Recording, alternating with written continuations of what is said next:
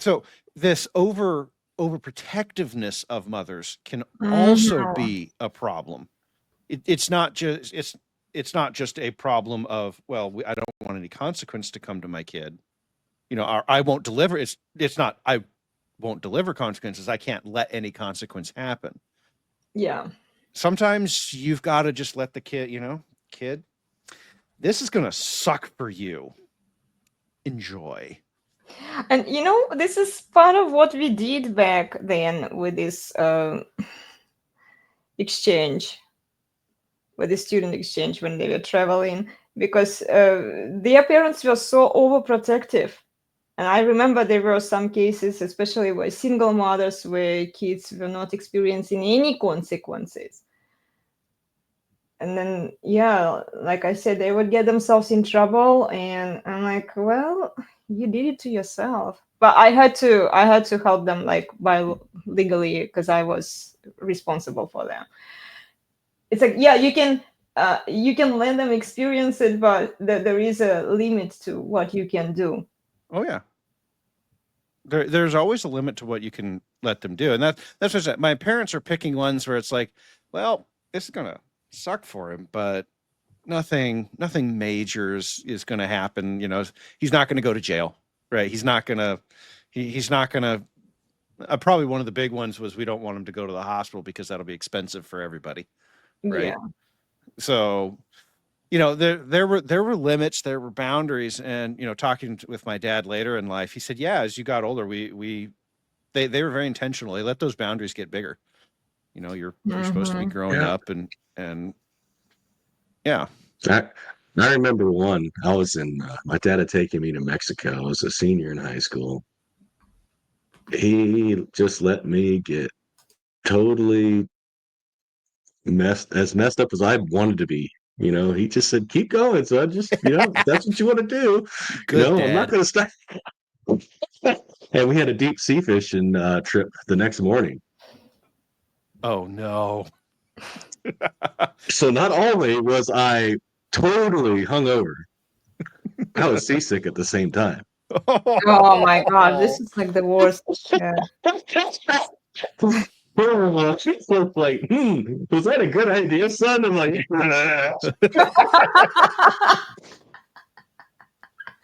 Yeah. Sometimes they have to learn from their own mistakes, and then miserable. Well, learning from your own mistakes, if you can do it, right? You're not. I mean, yes, going to the hospital would have certainly taught a lesson, but it would have been really expensive for everybody, right? Or like, and in this, and in the case, Nick, in your case, there really isn't a whole lot there that's going to be like an actual problematic consequence for you or your dad. You just get to experience a ton of pain of your own creation. So honestly, I think your dad did the right thing. I think so. And yes, okay. My goodness, we spent 45 minutes just on the concept of consequences. Yeah. How sad is our society that we can spend 45 minutes on just the reality of consequences? Mhm. Can I you mean, bring those consequences home to him? And of course you can. Father, if he's in the home, yes, he can bring consequences, to his daughter. However, what it becomes tricky is the husband-wife dynamic. Yeah. I would say, particularly with in the teenage years, even with the children now, especially if with daughters, it can be. I would be careful. Oh yeah, because people twist anything, man. Well, and how many kids now they're constantly asked at school, "How's your home life? How's your home life? How's your home life?"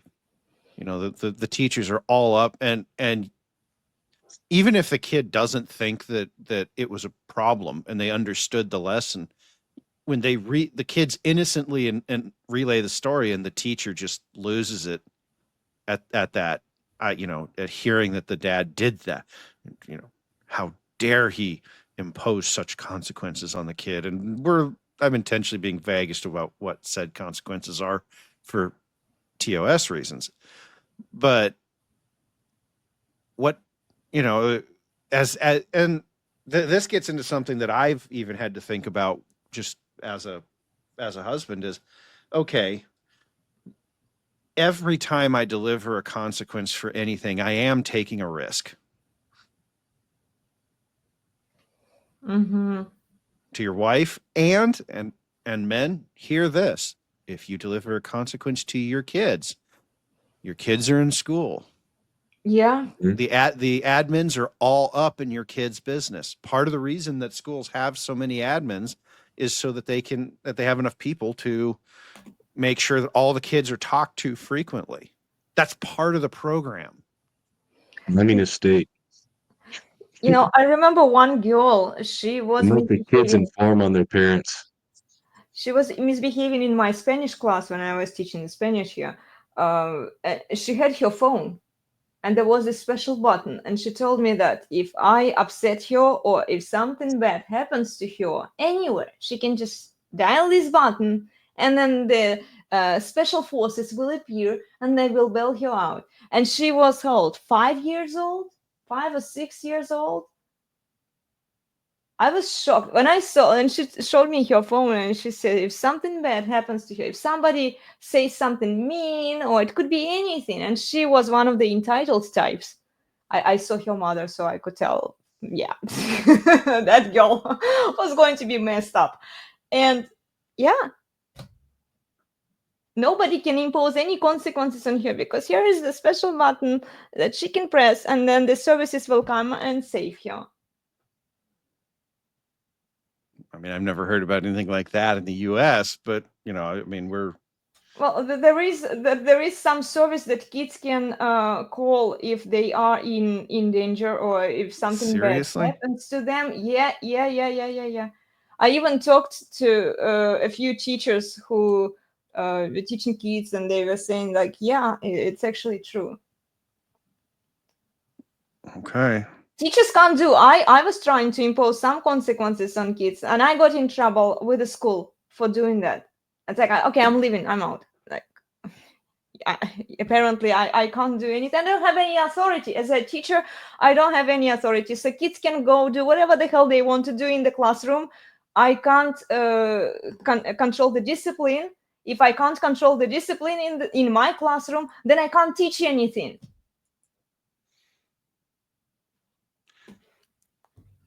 So what consequences can we impose? Well, men, I hate to state it this way, what risks are you willing to take to impose them? Yep. Now, It can all come right back in your face when she presses the come out button. well, right. The When she imposition files the paperwork, you're done. the imposition of consequence can be not just a catalyst for paperwork, but it can be used against you. How many stories have we heard in our space of some guy getting zeroed out because some lawyer said, well, can you come up with any example where he ever, raised his voice, even raising the voice now? I saw that, Nick. I raised my voice after she freaking hit me. Well, hey, but that's still verbal abuse. Right. Yeah. Right. It even raising your voice. Hey, so guys, even raising your voice can come back to bite you. So there's an aspect here where you can kind of look at it and say, well, the state's gonna fuck me no matter what I do. Yeah. They are the enemy. They are evil. They're tyrants. I wish they'd be, yeah. Well, they need to be out of the business of being Mm-hmm. involved in families. And was listening to Pearl's stream with Professor Baskerville yesterday. That was a good stream, and he actually specifically talked about this. We need to get the state out of the family, and this is why. Yes, because in our episode on natural law talked about that a bit too. Yes, And we Yeah. we on our channel will probably continue to talk about this because it's necessary. Because what ends up happening is as a guy, as you know, even a red pill guy, I cannot look at a man who says, well, I don't think I can do anything because I'm sure that she's going to use it against me later. Like, I look at that guy and I go, sir, I understand. And I'm going to leave it right there because he knows that woman and his children better than I do.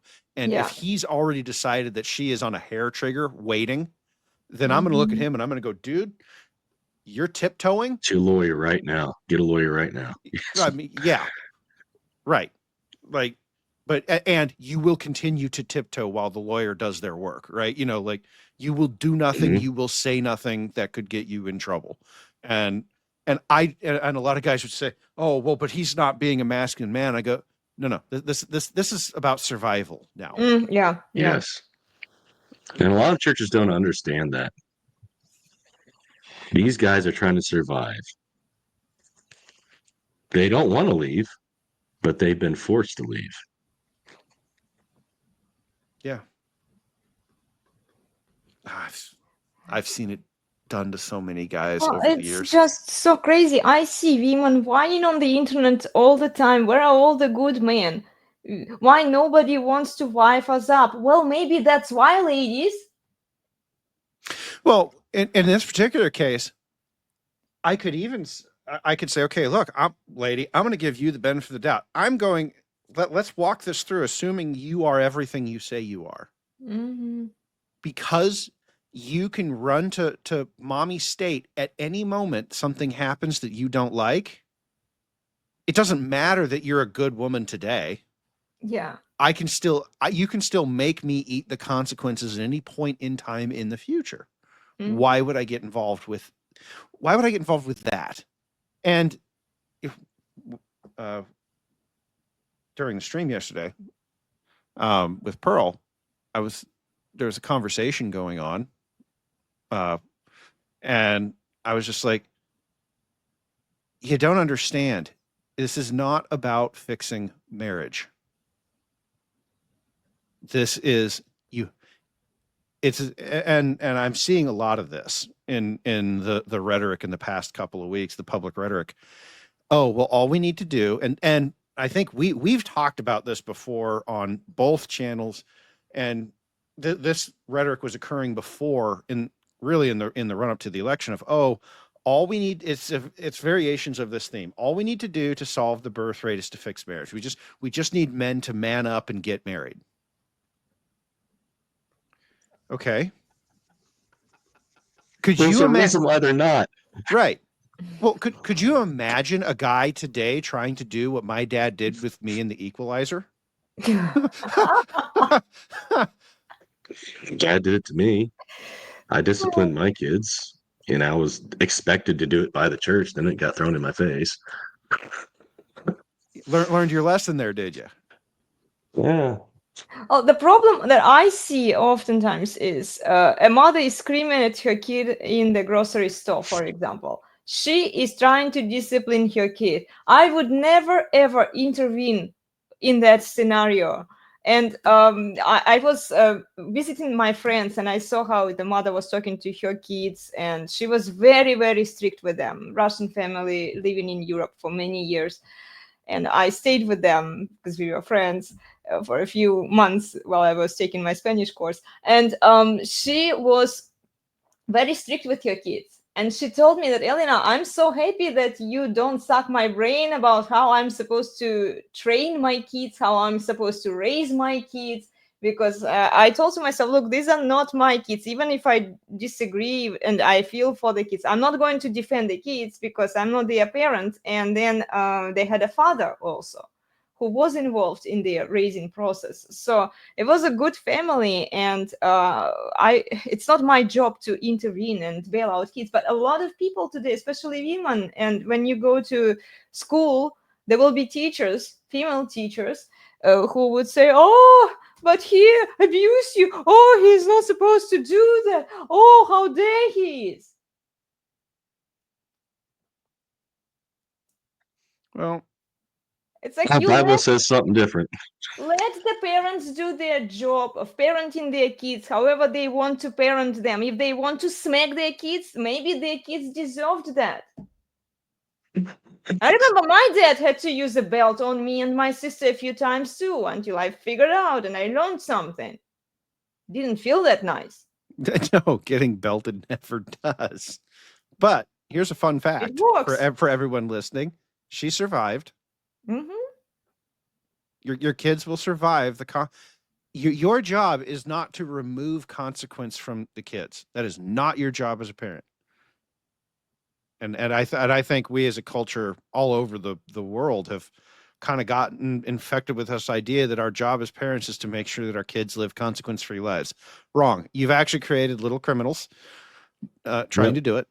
Hmm. And even if they don't go the criminal bent, you've created useless people. Yeah.